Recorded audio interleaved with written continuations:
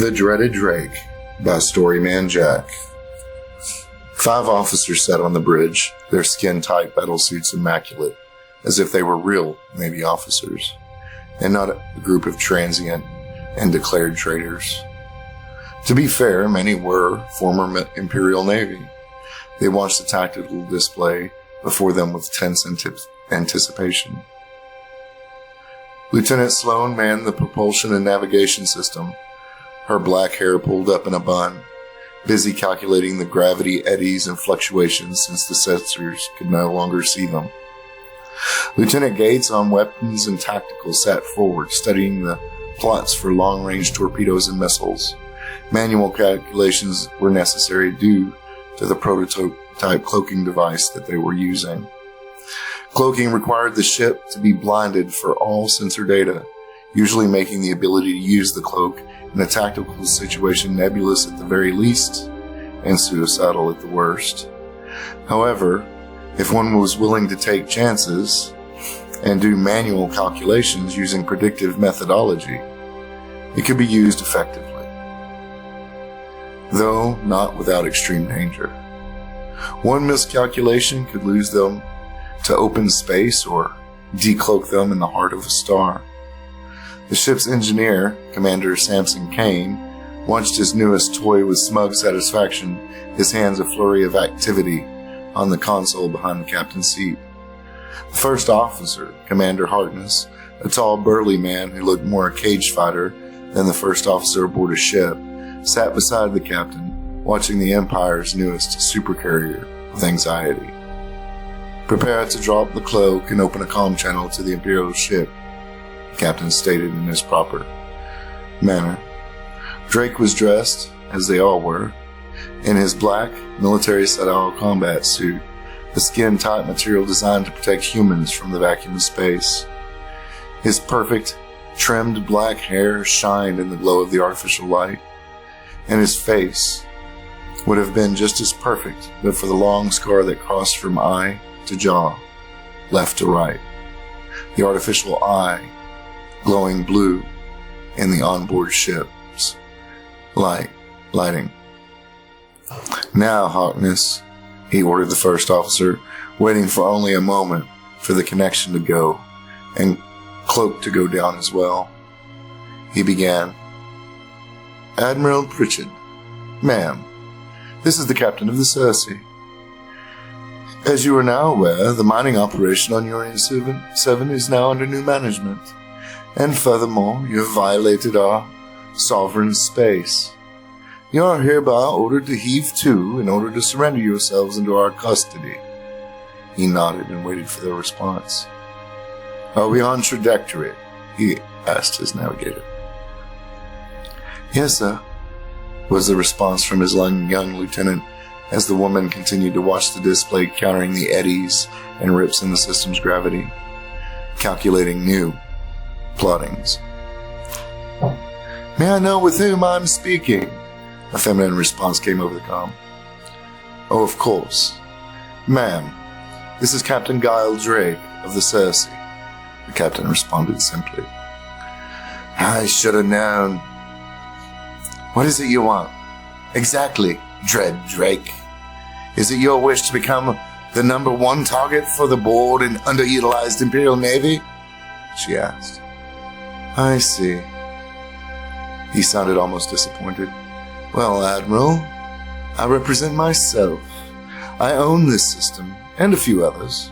Frequent acquisitions, you might note.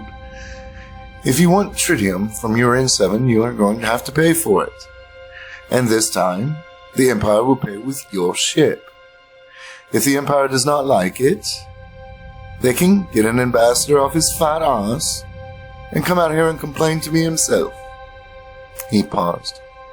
"I do say again, Admiral, heave to, and I promise you and your people will be treated respectfully. I will drop them off at Argos, where you can contact your Empire for pickup there." He stopped and waited for the long pause of the comm. "Still on course, Captain," the navigator said. "Cloak back up. Drake commanded, sending the engineer into a frantic pushing of buttons on his holo display. "It's back, Captain," the commander informed him. "How long?" About 15 more minutes, before it needs recharging," the engineer told his captain. Drake smiled. "Captain Guile Drake." The Admiral's voice came over the comms once more. "Son of Admiral Nathan Drake of the Imperial Royal Navy. You are as imperial as I. Why should I fear your little dreadnought and the son of a traitor?" Guile Drake looked to the navigator. 8 minutes, Captain," she responded. "Ready torpedoes and plasma lasers," Captain ordered. "Harkness." "Sir," Harkness responded, watching the display. "If the cloak worked as intended," he ignored the growl from the engineer, "then the Goliath believes the Cersei is about 300k outworld toward the system star. At least that's where they would have lost contact with us. They won't even know where we are when we hit them." Drake nodded. "Gates," he encouraged his tactical officer. "You will only have a moment to lock onto the engines with all our weapons before we go by them. You can do this. Just stay calm and trust yourself. Remember, torpedoes and lasers." "Yes, sir," the lieutenant nodded, his face relaxing a bit. They waited for the mass of their ship to do the work, pulling them toward the gargantuan supercarrier Star Cruiser, one that held 10 full squadrons of jump fighters. Only this particular cruiser didn't have their fighters available to them. This carrier was shiny and new and hadn't yet picked up her complement of pilots. It was helmed by a skeleton crew, alone. He was amazed even that the Admiral was aboard. Their mission was to pick up tritium on their way back to Jupiter Station from the Argos shipyards in neutral territory. Drake wanted that ship. The advanced carrier would be the flagship of his new navy, one that would someday overthrow the very empire he was confiscating it from. "Captain Drake, respond," the Imperial Admiral called over the comm. We can receive while cloaked, sir, but can't send," the engineer informed the captain. "It's part of the limitation of the tech. They can't see us or hear us, but we can't see them. And if we broadcast, we break the cloak, pinpointing our position. We're bending light, not sound. Why should our broadcast break the cloak?" Harkness asked.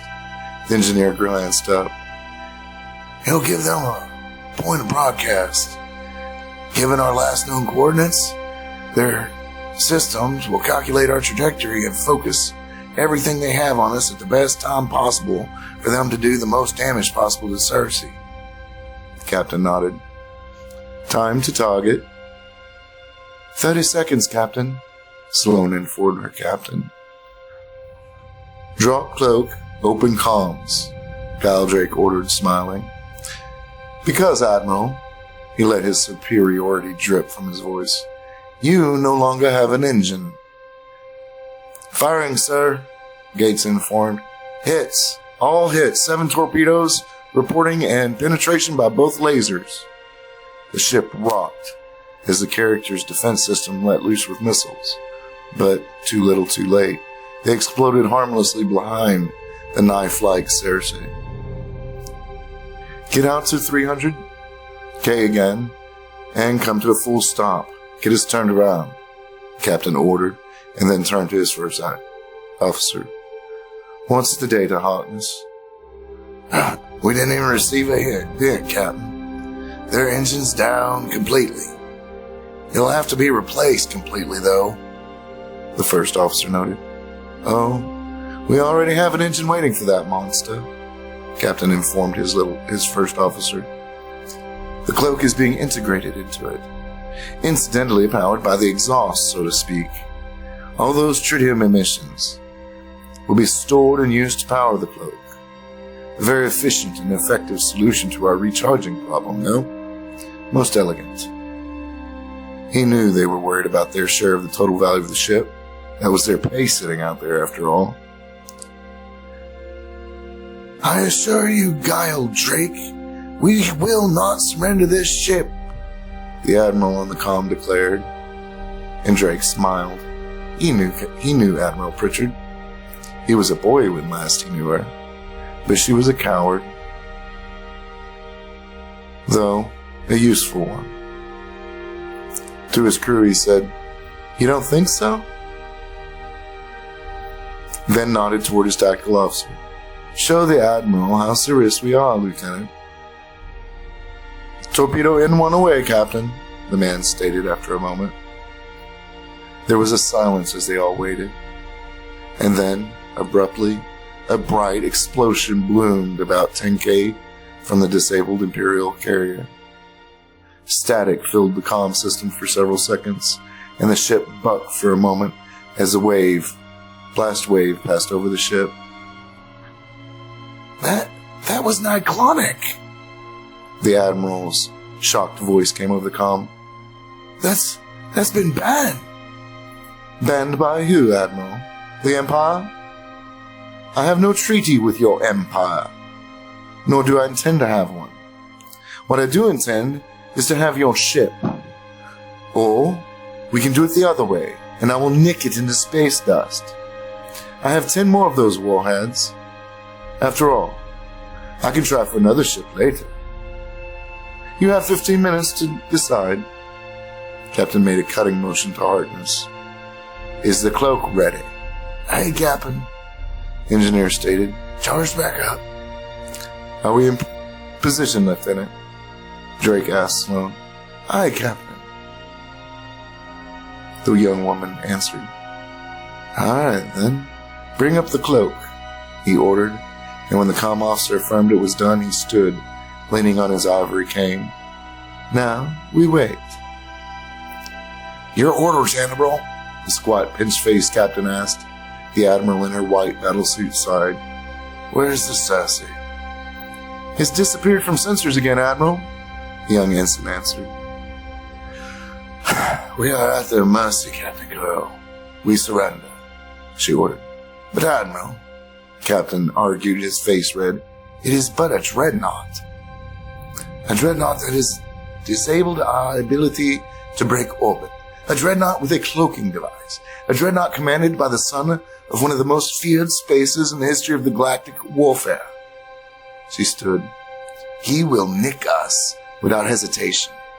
I worked for Nathan Drake, and there is no doubt in my mind that he would just as soon nick Earth itself just to prove a point." The captain shook with rage. "I would like the record to show that I object to these orders, Admiral. They are treasonous, and I believe the Imperial Defense and War College—" Crack! A hole about the size of a silver dollar appeared in the captain's chest. "Your objection is noted, Captain," the Admiral noted, putting her blaze blaster away. "Clean this up and signal to the Cersei that she has her prize." She turned to the communications officer. "And inform Captain Drake that I expect him to follow through on his promise to treat all my people with respect." Aboard the other ship, the comms flared to life. "Captain Drake, Sus, this is Acting Captain Inez. We agree to your terms and surrender. The Admiral sends her compliments and requests that you follow through on your promised courtesy, as long as our people are in your custody." Drake smiled and motioned, dropping both the cloak and opening comms. "Captain Inez, I appreciate the logic and awareness of your Admiral in her decision, and assure you, your Admiral, that all of your crew will receive just treatment. If no violence is offered, none shall be given. In fact, once we have docked with the Night Witch, the Cersei's crew will extend an invitation to her command to join us for Captain's Mess." "Come again, Sus? The Night Witch?" the voice over the comm asked. "Well, you don't expect me to call such a grand lady Goliath, Captain. I mean, such a masculine name. What would people say?" Guile Drake smiled. He turned and nodded to his crew. "Decloak and set a course to dock." "As you wish, Captain Drake. Once in position, we will grant docking access to hatch 1A. Telemetry following this broadcast. Inez out." "Telemetry incoming, Captain Drake," Sloan noted. Captain stood, his regal presence dominating the small command deck, and grabbed a smooth ivory rod of about 3.5 feet long. "And that, ladies and gentlemen, is just how it's done." "And what are we going to do with her crew?" Harkness asked. "Why, offer them jobs, of course. The Empire doesn't fall by the hands of a single crew, after all, Commander. We'll have to hire more spacers, after all, for no other reason than to pilot those jump fighters over there." "We'll need to paint the Witch black, sir," Gates noted as the carrier came into forward view. He pointed toward that carrier. "The very fact that they're surrendering the ship says they know they are dead if they return home. Sol has always been very liberal with the label of traitor. I should know," Dread Guile Drake, Pirate King, snorted as he turned to make his way to his ready room and plan for his next acquisition. He leaned on his cane as he made his way off this bridge. "You have the command, Harkness." "I have command, Captain," Harkness acknowledged as he changed seats, preparing for docking procedures.